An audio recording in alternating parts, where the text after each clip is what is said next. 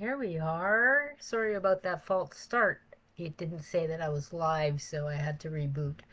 Welcome, beautiful souls, to day 20 of 30 days from shame to empowerment. What a gorgeous journey it has been. Today, we're talking about how reaching out is so important. Safe friendships can heal shame. It's really kind of a simple idea, right? But it is profoundly healing. Friendship is profoundly healing.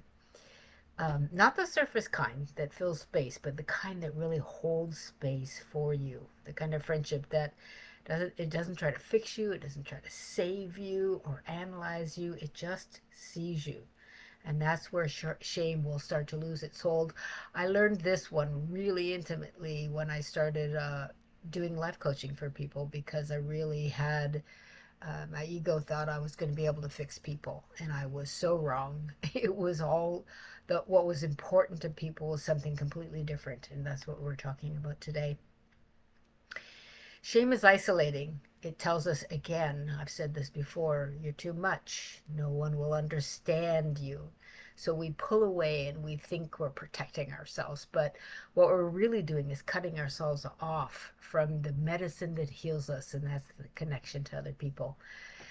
Carl Rogers, someone you know as a great psychologist of the 20th century, said that real healing, real healing requires unconditional, positive regard. That's what our friends give us, right? I mean, that means that you're being fully accepted just as you are, without needing to perform, without needing to achieve anything, or earning any kind of approval. It means feeling deeply that you are seen and heard. So, how many of you feel like you've missed out on this experience? I know I have. I think it's rare. It has been rare for me. And it's an experience of being looked at and seen with softness and understanding and holding space for you to be whatever you need to be at that moment. That's a real friend. And it can be rare. It's when someone is hearing your truth and doesn't rush to fix it, doesn't give you solutions, doesn't try to make it prettier for you. They just stay with you. That's the essence of holding space. The kind of presence, this kind of presence that a friend, a real friend can bring, again, as I've said, is very rare, but when it happens, it changes us. It soothes our nervous system. It tells your whole body it's safe to exist as I am. And why we don't get that message from our parenting, I don't know. I wish it would happen for every child because it makes such a difference in their course of their life. But again, we're here for Earth School, right? We all have our lessons to learn. But having this allows us to emerge from being invisible and feel comfortable in creating a space where we can be fully ourselves and fully authentic. That's what authentic is really about, being who your soul means you to be, living your purpose, uh, tapping into your strengths and your weaknesses and those things that are kind, guided divinely for you to be part of in this life. And real transformation really happens in relationships where trust and empathy and non judgment create that kind of room for sharing. That's what a friend's about. It's not about changing each other. Again, it's about creating a bigger container, so big, so kind, that your authentic self feels safe so you can crawl out of your turtle shell and emerge into the world as who you authentically are. Um, can you think of a time in your life when you felt truly listened to, really listened to? Has somebody been there for you? Because if they haven't, I want you to put that request out to the universe that you would love to have a friend that can hold that kind of space for you. And then you just wait. The answer will come to your heart. Somebody who is going to hold space for you and not interrupt you, not try to give you advice, just be present with you. If you've had that experience, you'll know how it feels. Your body softens. Your breathing slows because you're not anxious. Your nervous system feels safe, right? So in a world where we're constantly told we have to compete, we have to compare ourselves to other people, and so annoying. Safe friendship really feels kind of revolutionary, doesn't it?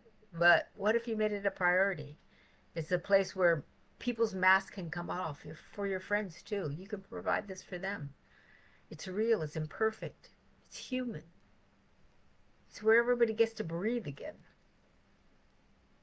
I mean, truly, women need each other more now than they ever have. And I feel like they're really coming around to being there for each other.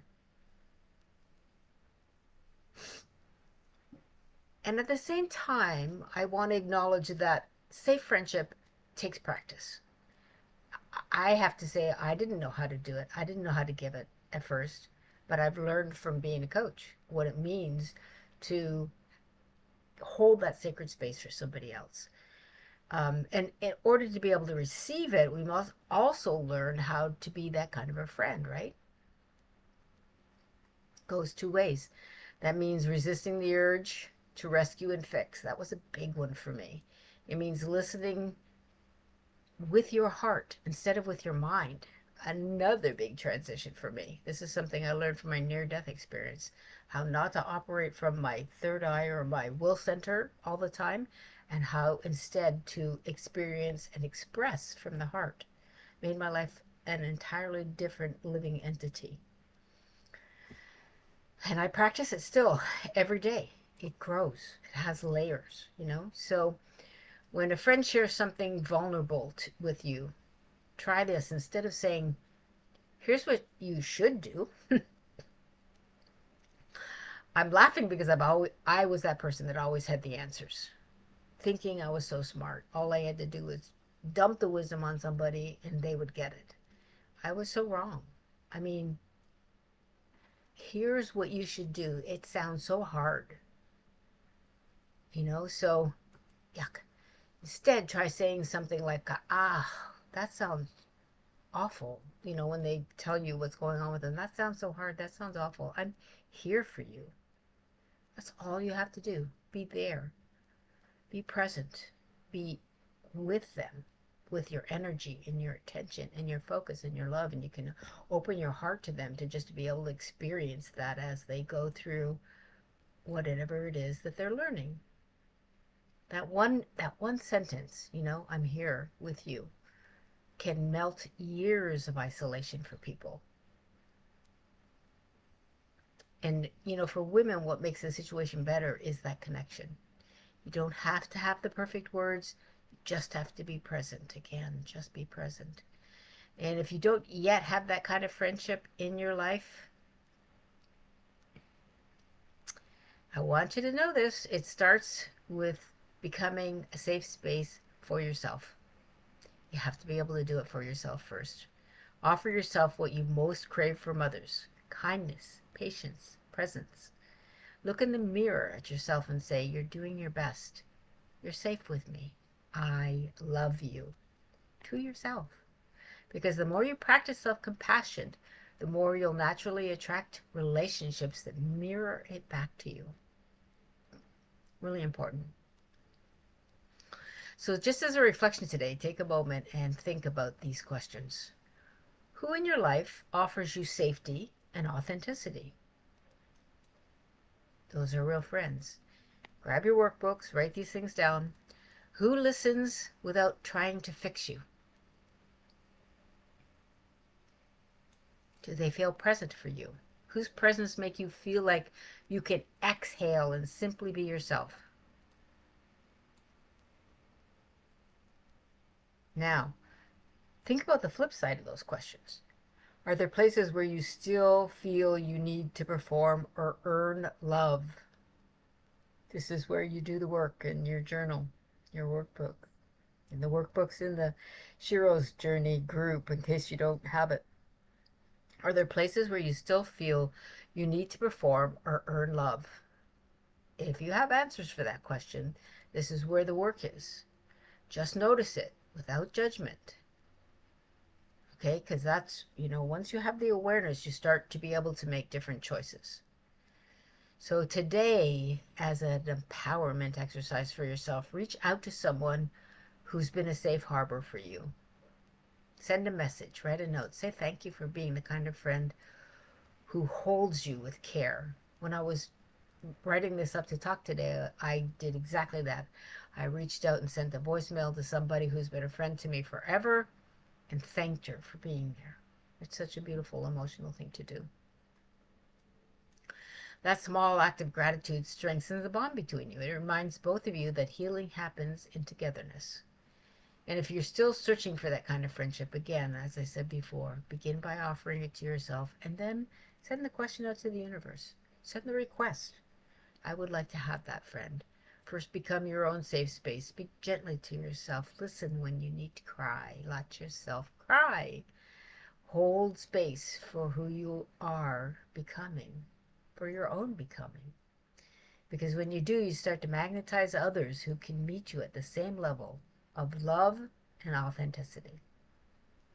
So beautiful. This is a, a gorgeous talk. I didn't realize how emotional it was going to be, because it was for me. So I hope you learned something from it. We're celebrating the power of safe friendship, the kind that doesn't need to fix but just holds you today.